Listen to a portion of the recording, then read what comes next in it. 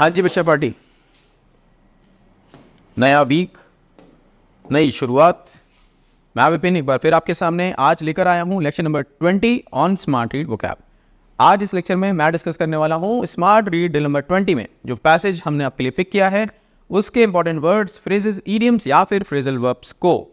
And let me share, आपका vocabulary revision quiz generate हो गया है। बहुत सारे बच्चों ने ऑलरेडी कल टेलीग्राम पे अपने स्कोर कार्ड्स शेयर किए एंड बहुत सारे बच्चों ने फीडबैक दिया कि अब जो वोकैबुलरी है वो भूल नहीं रहे हैं, उनको वो याद हो रही है इन रियलिटी।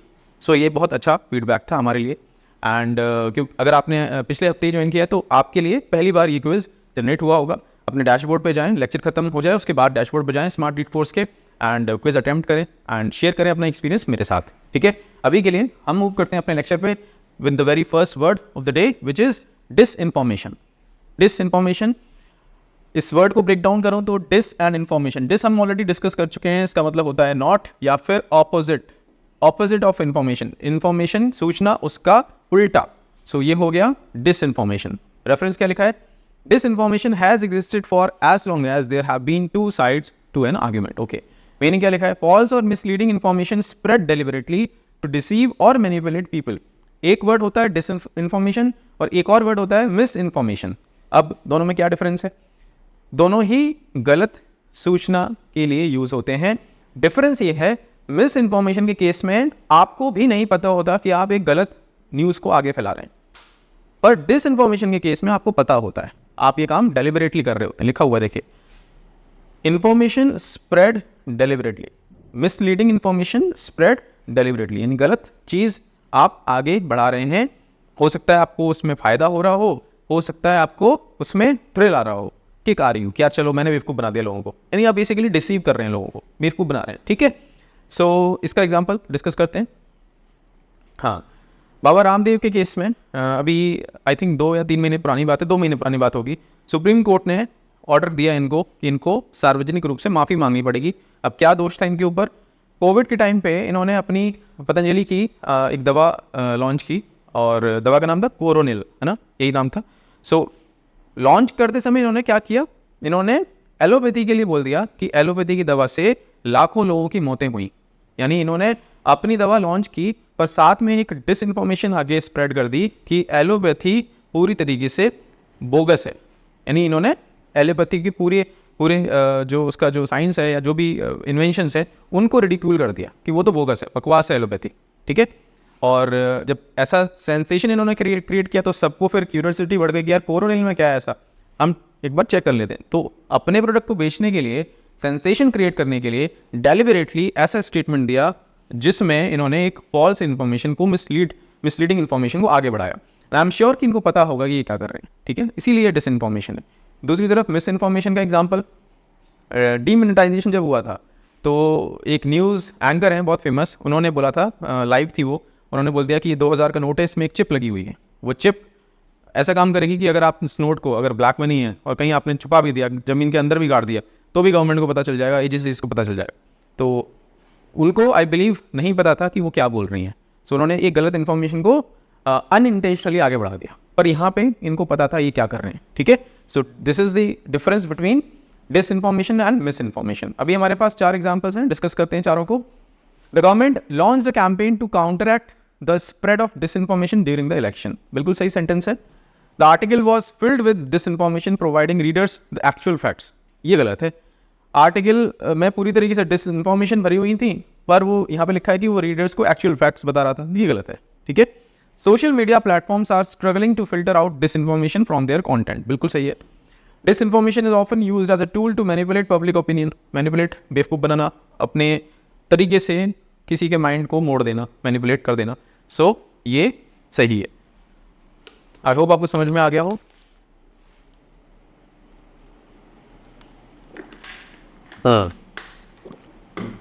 आगे बढ़ते हैं। सिनोनिम्स की बात करें तो मिस इन्फॉर्मेशन, अब ऑब्वियस है कि जब आपके पास और वर्ड्स ना हो और आपके पास ये 2 वर्ड्स ही हो, मिस इन्फॉर्मेशन एंड डिसइन्फॉर्मेशन, तो दोनों सिनोनिमस बोले जाएंगे। ठीक है, प्रोपेगेंडा, आपका कोई एक मोटिव है, प्रोपेगेंडा है आगे फैलाने का बातें और उससे फ़ायदा उठाने का। ठीक है, प्रोपेगेंडा। डिसीट, डिसीट हो गया, कहाँ से आया ये? डिसीव से। डिसीव यानी धोखा देना अपने फायदे के लिए। डिसीट नाउन के तौर पे आ रहा है यहाँ पे, धोखा बोला जाएगा उसको। फॉल्सहुड अगेन झूठ, फरेब, मक्कारी। सो ये सारे इसके सिनोनिम्स थे। एंटोनिम्स की बात करें तो ट्रूथ, एक्यूरेसी, वेरासिटी, बिल्कुल सही, शुद्धता, क्लियर है, यानी उसमें कोई मिलावट नहीं हो। चलिए अब अगला वर्ड है हमारे पास मर्की। रेफरेंस क्या लिखा है? Much about disinformation is murky. Okay, meaning unclear, obscure और नॉट फुली अंडरस्टूड। अनक्लियर धुंधला, जो क्लियर ना हो, ऑब्सक्योर धुंधला, और नॉट फुली अंडरस्टूड या जिसको समझा ना जा सके इजीली, सो उसको बोलेंगे मर्की। अब फिजिकल कॉन्टेक्स्ट में मर्की के एग्जांपल्स हमारे सामने, ये अंडर वाटर कोई इमेज है सी की। अब जब कोई सी में नीचे जाते हैं, जो डाइवर्स होते हैं, स्कूबा डाइवर्स नीचे जाते हैं, तो इस तरीके का कुछ व्यू मिलता है उनको। पानी जब तक क्रिस्टल क्लियर ना हो तब तक मर्की होता है अंदर जो पानी होता है। सो ये मर्की। जब इस तरीके से कोहरा छाया हो तो भी जो व्यू होता है वो मर्की होता है, आपको क्लियर नज़र नहीं आ रहा होता एक डिस्टेंस के बाद। सो ये दोनों एग्जाम्पल्स है किसके? मर्की के। पर किस कॉन्टेक्स्ट में? फिजिकल कॉन्टेक्स्ट में। पैसेज के कॉन्टेक्स्ट में अभी हमने यहाँ पे एक फ्रेज देखा था, और नॉट फुली अंडरस्टूड, यानी कि जो समझा ना जा सके। अब देखिए एक एग्जाम्पल है आपके सामने। Why is it that when you ask for directions in India you end up with 3 different answers, 2 contradictory hand gestures and a suggestion for chai? Hindi में अगर ट्रांसलेशन करें तो इसका मतलब है ऐसा क्यों होता है इंडिया में कि जब आप डायरेक्शंस पूछें तो आपको अलग अलग आंसर्स मिलते हैं, जिसमें 2 अलग अलग जेस्चर्स होते हैं, हाथ से इशारा करते हैं 2 अलग अलग, और चाय का सजेशन होता है। तो मतलब पूरे सेंटेंस में कुछ भी समझ में नहीं आ रहा कि क्या बोला जा रहा है। क्लियर है? सो ये जो पूरा सेंटेंस है ये कैसा है? मर्की है, क्लैरिटी ही नहीं है क्या बोला जा रहा है, मर्की। ठीक, आई होप आपको समझ में आ गया हो मर्की का मीनिंग। अभी हमारे पास 4 सेंटेंसेस हैं, पढ़ते हैं सबको। Despite numerous investigations the companies financial dealings remain murky and suspicious. बहुत कुछ कर लिया पर अभी भी समझ में नहीं आ रहा कंपनी की फाइनेंशियल डीलिंग्स में क्या घपलेबाजी चल रही है। बिल्कुल सही है। The details of the new policy are still murky leading to confusion among employees. बिल्कुल सही है, कन्फ्यूजन हो रहा है क्योंकि डिटेल्स कैसे हैं? मर्की हैं। The water in the pond was so murky that we could clearly see the bottom. ये गलत है, अगर क्लियर है तो मर्की नहीं होगा। ठीक, he had a murky understanding of the subject which led to several mistakes। Subject की पूरी नॉलेज नहीं है और अंडरस्टैंडिंग कैसी है? मर्की है, सो गलतियां हो रही हैं। चलिए सिनोनिम्स की बात करें तो हेजी, हेजी भी वही होता है, फॉगी जो वेदर होता है उसमें जो व्यू होता है वो कैसा हो जाता है? हेजी हो जाता है। ऑब्सक्योर धुंधला, अनक्लियर, एम्बिगियस, एम्बिगिटी धुंधलापन, क्लियर नहीं है। जहाँ पे क्लैरिटी नहीं हो वहाँ एम्बिगिटी होती है, कन्फ्यूजन होता है। और एंटोनिम्स की बात करें तो क्लियर, ट्रांसपेरेंट, ऑब्वियस, ये ऑब्वियस है, ये मर्की है। ठीक, नेक्स्ट वर्ड इज प्लॉजिबिलिटी। एक वर्ड होता है पॉसिबिलिटी, दूसरा है हमारे सामने प्लॉजिबिलिटी। रेफरेंस क्या लिखा है प्लॉजिबिलिटी का? The result is a deceptive veneer of plausibility. अब 2 वर्ड्स और हैं यहाँ पे, थोड़े से अलग हैं, उनको समझ लेते हैं। डिसेप्टिव, डिसीव करने से एक वर्ड आया सामने, डिसेप्टिव। डिसेप्शन आपने सुना होगा नाउन के तौर पे, डिसेप्टिव एडजेक्टिव है। डिसेप्शन या डिसेप्टिव मैनर कैसे होते हैं? रावण के केस में आपने सुना होगा, रावण ने सीता जी का जब हरण किया था तो कैसे किया था? साधु के भेष में, साधु बन के गए थे। सो जो मूव था वो कैसा था? डिसेप्टिव मूव था रावण का यहाँ पे। क्लियर है? और स्पोर्ट्स में होते हैं, जैसे बैडमिंटन में क्या होता है? एक होता है स्मैश, यानी आप बहुत तेज़ी से शटल को हिट करते हैं, बहुत स्पीड से जाती है।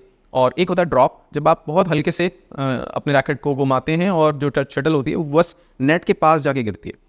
अब कई बार क्या होता है, प्लेयर्स क्या करते हैं, वो एक्शन ऐसा लेते हैं कि वो स्मैश लेने जा रहे हैं, ठीक है, पर लास्ट मोमेंट पे वो अपने रैकेट को रोक लेते हैं और जो शॉट है वो कन्वर्ट हो जाता है इसमें ड्रॉप शॉट में। सो ये जो मूव हुआ, ये कैसा मूव हुआ? डिसेप्टिव मूव हुआ, यानी जो लग रहा है कि ऐसा होने वाला है पर उसका उल्टा कुछ हो जाए, सो उसको बोलेंगे डिसेप्टिव मूव। ठीक, अब विनियर क्या होता है? विनियर बेसिकली होता है जब आप किसी चीज़ को सुंदर दिखाने के लिए उसको किसी और चीज़ से ढक लेते हैं।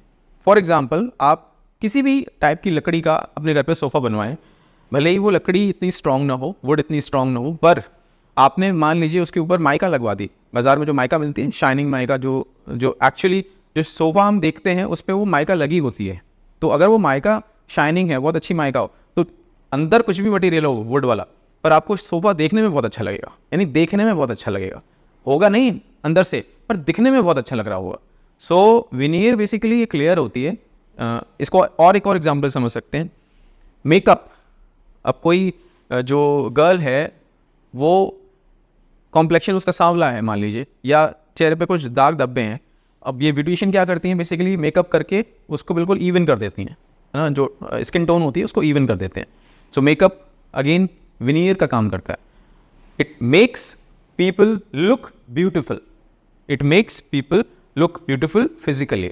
हाँ, कोई है नहीं फिजिकली ब्यूटिफुल, पर मेकअप क्या काम करता है, it makes them look beautiful physically. So veneer समझ में आ गया आपको। चलिए अभी मीनिंग प्लॉजिबिलिटी का डिस्कस करते हैं। The appearance of being reasonable और बिलीवेबल, यानी कि कोई व्यक्ति या उसकी बात का स्टेटमेंट आपको कैसा लगे, बिलीवेबल लगे, यानी इस पर भरोसा किया जा सकता है, या रीजनेबल लगे यानी तर्क संगत लगे, हाँ ये लग रहा है कि ये सही बोल रहा है, या तर्क संगत यानी इसकी बात में दम है। क्लियर है? सो वो हम बोलेंगे प्लॉजिबल स्टेटमेंट। डिस्कस करते हैं एग्जाम्पल के साथ। अब देखिए लेफ्ट पे जो इमेज है ये दुबई की है, और राइट पे जो इमेज है ये कानपुर, हमारा जो शहर है उत्तर प्रदेश में, उसकी है। अब मैं आपको एक एग्जांपल दूं, आप कानपुर शहर में जॉब कर रहे हैं किसी ऑफिस में, एंड किसी दिन आप लेट हो जाते हैं, आप जाते हैं ऑफिस में और अपने बॉस से बोलते हैं कि सर मैं लेट हो गया बिकॉज जिस रोड से मैं आता हूँ उस रोड पे चौराहे पे दो सांड आपस में रोड पे लड़ रहे थे और इस कारण से रोड पे जाम लग गया। तो कानपुर में अगर आप हैं, बनारस में हैं, आगरा में हैं, तो ये चीज़ मिल जाएगी देखने को।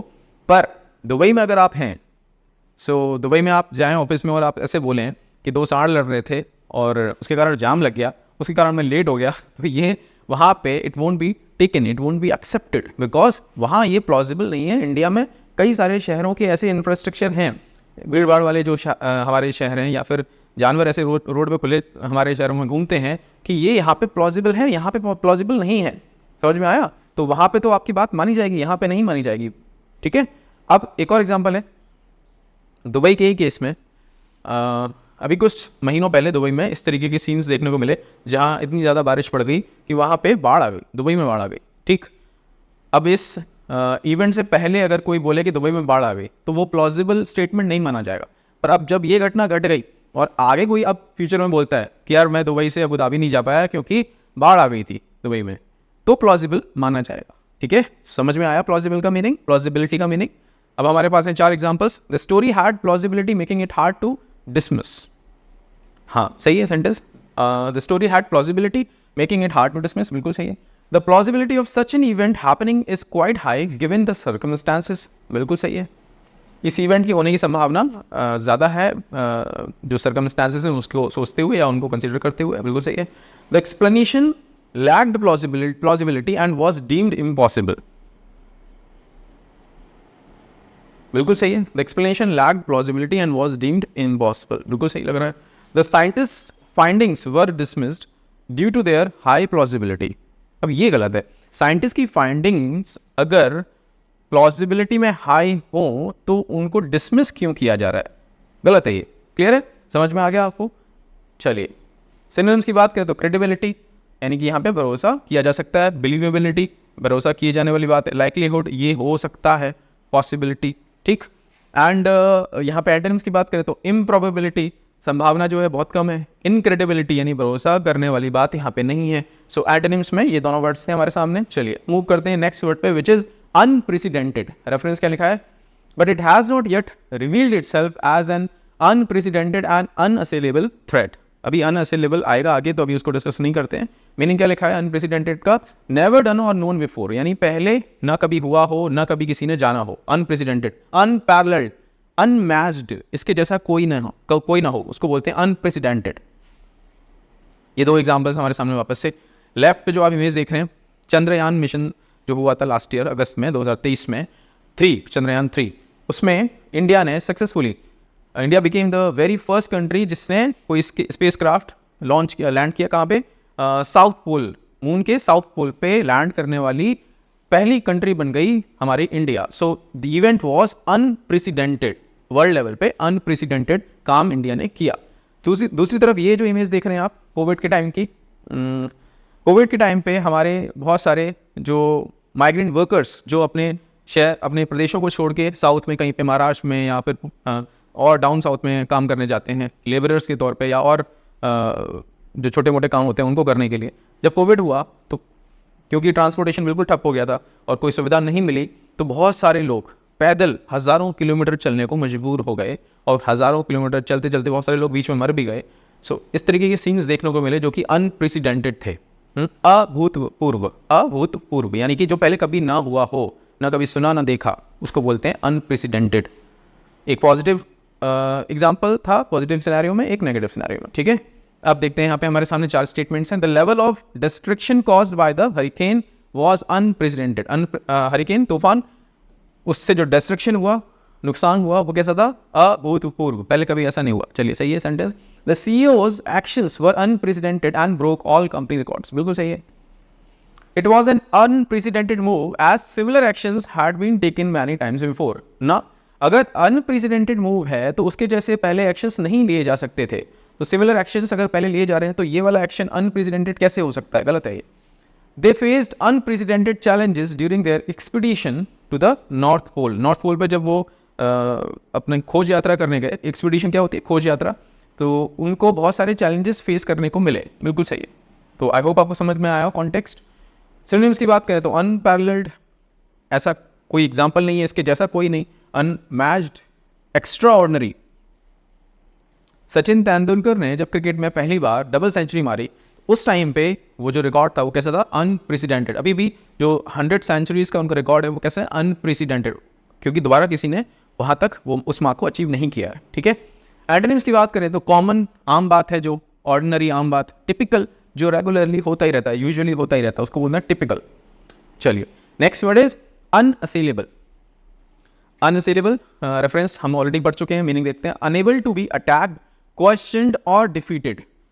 जिस पर अटैक न किया जा सके, जिसके ऊपर कोई प्रश्न न किया जा सके, जिसको हराया ना जा सके, उसको बोलते हैं अनअसेलेबल। यानी कि अजय, हिंदी में अजय। अगर किसी का नाम अजय है तो वो बोलेगा अपने लिए मैं क्या हूँ? मैं अनअसेलेबल हूँ। मुझे न हराया जा सकता है, ना मुझे ऊपर कोई प्रश्न चिन्ह लग सकता है, ना मैं मेरे पर अटैक किया जा सकता है। फोर्ट कैसे होते हैं? जो पुराने टाइम पे जो फोर्ट, किले बने हुए हैं, वो कैसे हैं? अनअसेलेबल। मतलब जिस तरीके का उनका स्ट्रक्चर है, अब देखें, इतनी मोटी मोटी दीवारें, इतनी ऊंची ऊंची दीवारें, अनअसेलेबल फोर्ट। इम्प्रैग्नेबल एक और वर्ड है। अभी एग्जाम्पल हमारे सामने, how Israel and allied defences intercepted more than 300 Iranian missiles and drones. ये न्यूज़ कब आई थी? अप्रैल 2024 में। और न्यूज़ में क्या था? ईरान के ऊपर, इजराइल के ऊपर ईरान ने मिसाइल्स दागी, मोर देन 300 मिसाइल्स, और सारी की सारी मिसाइल्स को इजराइल और जो अलाइड फोर्सेस हैं इजराइल के साथ में, साथी के तौर पे, कंपेनियन के तौर पे, उन्होंने सारी मिसाइल्स को इंटरसेप्ट कर दिया, यानी बीच में ही रोक दिया, नलिफाई कर दिया, पूरे अटैक को इंटरसेप्ट कर दिया। सो ये जो एग्जाम्पल है, ये है अनअसेलेबल का एग्जाम्पल। यानी यहाँ ये बताया जा रहा है कि इजराइल का जो डिफेंस सिस्टम है कैसा है? अनअसेलेबल। उसमें भेद नहीं जा सकता, आप उसको भेद नहीं सकते। इम्प्रैग्नेबल है वो, अभेद्य हिंदी में वर्ड है। और ये एक और कॉन्टेक्स्ट है। 1995 से अगेन 2005 या 2007 तक की अगर हम बात करें तो जो ऑस्ट्रेलियन क्रिकेट टीम थी उस टाइम पे, वो थी अनअसेलेबल। यानी कि ऑस्ट्रेलिया को उस टाइम पे कोई हरा ही नहीं पाता था। लगातार 3 ICC वर्ल्ड कप जीते और भी बहुत सारी ICC इवेंट्स जीती। सो उस टाइम पे, उस दशक में, आप ऑस्ट्रेलिया की जो टीम थी उसको माना जाता था वो कैसी है? अनअसेलेबल। कंटिन्यूसली लगातार सारे मैचेस जीत रही थी, सारे फाइनल्स जीत रही थी, ठीक है। अब बात करते हैं, हमारे पास 4 सेंटेंसेस हैं, पढ़ते हैं सबको। Her argument was unassailable, leaving no room for doubt और क्रिटिसिज्म। बिल्कुल सही है। With an unassailable lead in the polls, the candidate was confident of a landslide victory in the upcoming election. इतनी लीड ले ली, 2 लाख वोट की, कि अब हरा पाना बहुत मुश्किल है। Ajay, the fortress stood on a cliff, its position rendering it unassailable to any invading force. हाँ, ये भी सही है, क्योंकि फोर्ट्रेस क्लिफ पे यानी चोटी पे बना हुआ है। जो पोजीशन है उसकी, इन्वेडिंग फोर्स यानी जो उस पर आक्रमण करने वाली फोर्स है, वो कोई भी फोर्स उस तक पहुंच नहीं सकती, इतनी ऊपर बना हुआ है वो। और उसकी जो उसका जो स्ट्रक्चर है, पोजीशन है, वो कैसी है? अनअसेलेबल, यानी वहां तक नहीं पहुंचा जा सकता। ये भी सही है सेंटेंस। 4th वन पढ़ते हैं। The proof of his innocence was unassailable, leading to his conviction in the case. अगर प्रूफ अनअसेलेबल है तो फिर दोष सिद्ध कैसे हो गया? कन्विक्शन यानी दोष सिद्धि, यानी अब वो जेल जाएगा, सजा काटेगा, कन्विक्शन हो गया। सो ये जो सेंटेंस था ये गलत है कॉन्टेक्चुअली। चलिए डिस्कस करते हैं सिनोनिम्स। इनवल्नरेबल यानी जिसको कोई चोट ना पहुंचाई जा सके, बिल्कुल कोई मजबूत है कोई, उसको बोलते हैं इनवल्नरेबल। इम्प्रेग्नेबल, अभेद्य, अभी हमने डिस्कस किया था, जिसको भेदा ना जा सके। इनडिस्प्यूटेबल, जिसपे कोई प्रश्न ना खड़ा किया जा सके, उसको बोलते हैं इनडिस्प्यूटेबल। एंटोनिम्स की बात करें तो वल्नरेबल, अगेन जिसको हार्म पहुंचाया जा सके, जिसको तोड़ा जा सके। डिस्प्यूटेबल, क्वेश्चनेबल, जिसपे क्वेश्चन खड़े किए जा सके, उसको हम बोलेंगे क्वेश्चनेबल, और ये थे इसके एंटोनिम्स। चलिए, दैट्स इट बच्चा पार्टी। अब हमेशा की तरह क्या करना है पता है आपको, हर एक वर्ड पे एक सेंटेंस बना के उन सारे वर्ड्स के जो सेंटेंसेस बने उनको एक कॉम्बिनेशन कमेंट के तौर पे ड्रॉप कर देना है इसी वीडियो लेक्चर में। और ये एक्सरसाइज इतनी ज़रूरी है कि मैं क्या ही बोलूँ, मैं रोज़ ही बोलता हूँ आपसे। आप अगर ये करते हैं, हर वर्ड का कॉन्टेक्स्ट आपको उसके सही मायनों में समझ में आता है, क्योंकि आप खुद पेन लेते हैं, दोबारा से आप सारे वर्ड्स को रिवाइज करते हैं, वहीं समझने की कोशिश करते हैं, एंड जब आप लिखते हैं तो आपका माइंड पेन लेता है, और पेन जब आप लेते हैं तो आपकी जो माइंड की जो मसल्स हैं वर्ड्स मेमोरी को लेके और ज़्यादा बिल्ड होती हैं, स्ट्रेंथन होती हैं। बहुत ज़रूरी एक्सरसाइज है। दूसरा काम, I am available on Telegram. जिन भी बच्चों ने स्मार्ट रीड कोर्स परचेज कर लिया या करते जा रहे हैं, मैं टेलीग्राम पे अवेलेबल हूँ। इस यूज़र नेम को सर्च करें और अपना पेमेंट स्क्रीनशॉट शेयर करें। मैं आपको हमारे टेलीग्राम ग्रुप का इनवाइट लिंक शेयर करूंगा, ग्रुप ज्वाइन करें, बिकॉज हमारा जो एक्चुअल डिस्कशन है आपके साथ वो वहीं पर हो रहा है। एक्चुअल मेंटरशिप हमारे प्राइवेट टेलीग्राम ग्रुप में हो रही है। थर्ड थिंग, पूरा लेक्चर देखने के बाद आपको जाना है आपके स्मार्ट रीड कोर्स के डैशबोर्ड पे, अटेम्प्ट करनी है पूरी exercise smart read drill number 20th, और अटेम्प्ट करने के बाद रिजल्ट स्क्रीन से आपको पिक करनी है आपकी आरसी स्पीड और आपका आरसी लेवल, और दोनों के स्क्रीनशॉट्स लेके ड्रॉप कर देने हैं हमारे टेलीग्राम ग्रुप में, so that I can check, I can assess, I can gauge your performance, and then I will be able to help you accordingly. मैं विपिन आपसे मिलता हूँ कल एक नए लेक्चर में कुछ नए वर्ड्स के साथ। Take care.